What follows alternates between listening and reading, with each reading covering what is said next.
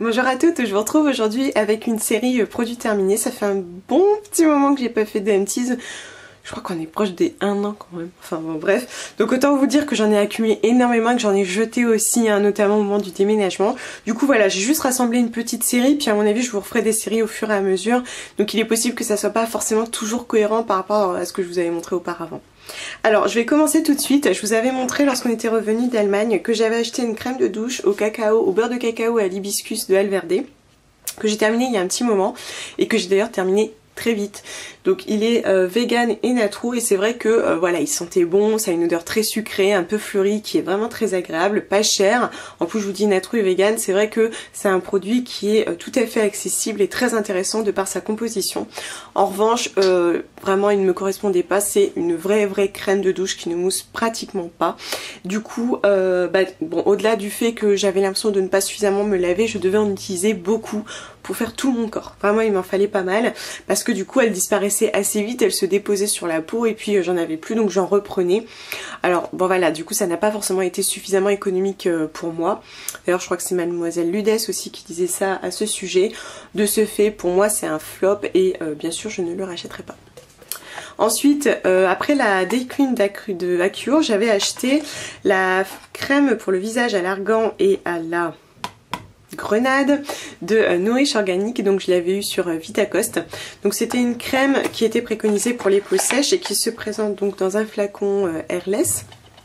Et on a quand même un format conséquent de 50 ml. C'est un produit bio, sans cruauté animale et vegan. Donc voilà, il avait quand même, il donnait envie et c'est vrai que je n'ai pas été déçue dans le sens que vraiment il correspondait très bien à ma peau sèche. Voilà, il la nourrissait bien, il l'hydratait bien. J'avais quand même toujours besoin d'un sérum en dessous, mais elle a plutôt bien fait son travail. En revanche, ce que j'ai moins aimé, c'est qu'elle avait tendance à laisser un petit film cireux, contrairement à la Day Cream. Et puis l'odeur était un peu surprenante. Je m'attendais pas forcément à cette odeur dans le sens qu'elle était légèrement amère. Ouais, un peu fruité mais un peu amer à la fois. Bon après l'odeur n'était pas désagréable, en plus de ça moi je me défais un petit peu des odeurs. Donc ça a été une bonne crème, intéressante. J'ai apprécié aussi d'avoir un flacon airless, donc un produit sans bactéries qui a duré en plus très longtemps, mais non je ne le rachèterai pas. Ensuite j'ai terminé un dissolvant huile soin de Une Natural Beauty. Donc je vous en avais parlé, en fait moi je l'avais eu dans... J'avais fait une commande au moment des soldes, donc c'était il y a très longtemps et en fait je m'étais aperçue d'un super bon plan puisque la bouteille me revenait à 3,30 € au lieu de 9 €. Du coup j'en avais pris 3 et c'est vrai que voilà, j'ai été très contente. C'est un produit qui est 100% d'origine naturelle, donc je l'apprécie. Ça ne l'empêche pas de sentir très fort, hein, comme tous les dissolvants. Il fait très bien son travail. Voilà, j'ai rien à lui reprocher de particulier si ce n'est son prix. C'est-à-dire qu'au prix auquel je l'ai payé, c'est intéressant et je pourrais le racheter. En revanche, à 9 €, non, je ne le rachète pas puisque c'est une toute petite bouteille de 50 ml. Donc pour l'instant, j'ai acheté un éco-dissolvant de Aromazone. Je vais essayer ce procédé et si jamais je retombe sur un bon plan, oui, en revanche là je serai capable de le racheter. Nous avons terminé notre dernier tube de gel douche et shampoing pour enfants Kleine Elfe de Alverde. Donc en fait c'est nous qui l'avons terminé puisque mon fils y réagit. Donc j'utilisais exclusivement en shampoing et c'est vrai qu'en shampoing sur lui je l'aimais beaucoup. J'aime beaucoup son odeur de plante et c'est vrai que je prenais vraiment plaisir à l'utiliser. Mais au final on a fini par tous y réagir et très certainement, comme je vous en ai parlé récemment, à cause du sodium cocosulfate qui reste quand même un tensioactif agressif, notamment pour les petits. Je vous déconseille vraiment pour les tout jeunes. En plus dans la composition on a de l'alcool. Du coup voilà, c'était le dernier et quelque part je suis un petit peu triste parce que vraiment j'aimais son odeur, j'aimais le petit prix, j'aimais le côté vegan et bio. Mais bon voilà, le fait est qu'il est trop agressif pour nous. J'ai terminé, donc ça fait un petit moment aussi, un baume à lèvres Sierra Bees, donc celui à la vanille qu'on trouve sur iHerb que j'avais eu en freebies, donc gratuit même s'il n'existe plus. Voilà, à l'époque c'était ainsi. Alors j'avais bien aimé son odeur de vanille et puis... ouais, c'est une vanille assez douce et puis voilà, je trouvais qu'il était très bien notamment en soin de nuit parce que c'est un baume à lèvres qui laisse vraiment un film gras très important qui brille très fort. Du coup moi le jour il ne m'allait pas du tout puisqu'en plus il gênait la tenue de mon rouge à lèvres. En revanche en soin de nuit je l'aimais parce que je trouvais que c'était un soin vraiment très intense qui laissait mes lèvres bien lisses au petit matin. Par contre là voilà, j'ai décidé de ne plus acheter de rouge à lèvres contenant de la cire d'abeille ou autre produit de la ruche. Du coup non, je ne le rachèterai pas même si c'est un très bon rapport qualité-prix. Je pense qu'à l'avenir je resterai sur les baumes Huro. J'ai également terminé un mascara que j'avais ramené donc du DM en Allemagne. Donc c'est le Maximize Volume Lashes. Je pense que c'est ça. Bref, un mascara volume. C'est vrai que ce qui m'avait intéressé, c'était la brosse avec les petits picots. J'aime beaucoup les picots en silicone comme ça. Je trouve que ça sépare très bien les cils. Et effectivement, j'ai été très contente dans l'application. En plus, je trouve qu'il apportait un petit peu de volume et de densité. Et en ce sens, ça me plaisait beaucoup. En revanche, ce que j'ai moins aimé, c'est que la matière, bon, elle mettait un peu de temps à sécher et en plus elle reste un petit peu collante, ce qui fait que à chaque fois que je clignais des yeux, mes cils s'accrochaient. Je trouve ça super désagréable. Du coup, au final, je ne l'utilisais que sur les cils supérieurs, je ne maquillais pas les cils inférieurs.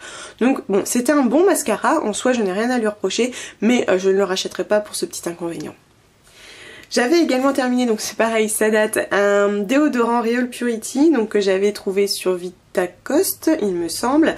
Donc c'est un déodorant quand même de 89 ml, qui est assez conséquent. C'est un déobi comme ça, que j'ai beaucoup aimé parce que j'ai trouvé qu'il était vraiment efficace. Je n'ai pas eu de reproche à lui faire côté efficacité. En revanche, comme tous les déobis que j'ai pu utiliser à ce jour, le problème c'est que c'est vraiment une matière assez liquide qui a du mal à sécher, a tendance du coup à tacher les habits. Il faut toujours attendre un petit peu. Moi je préfère les versions stick. Donc tout ce qui est dur, entre le spray, le roll-on et le stick, je préfère le stick.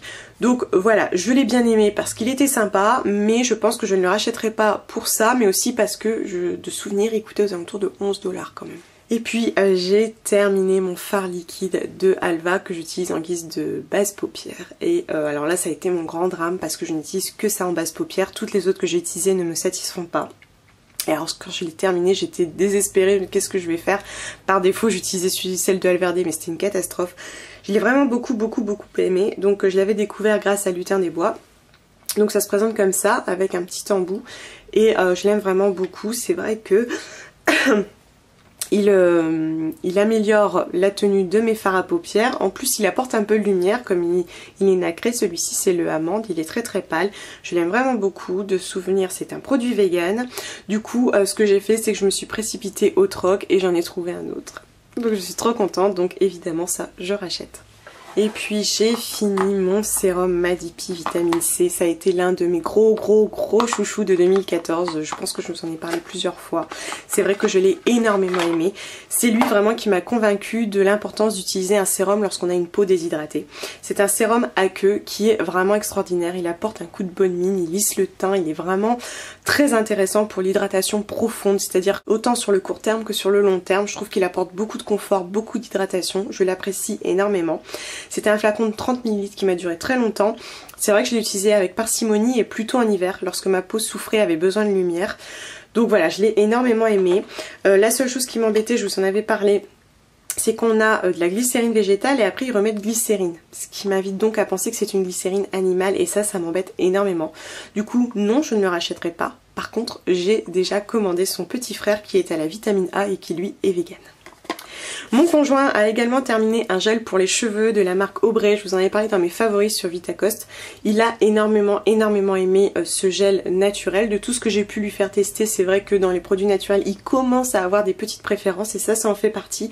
Ça tenait bien toute la journée. C'est un produit qui me convient parce qu'il est vegan et sans cruauté animale. La seule chose qui m'embête, c'est la présence d'alcool dénaturé, mais ça n'est pas pire que ce qui l'utilisait auparavant. Du coup, oui, je serais susceptible de racheter.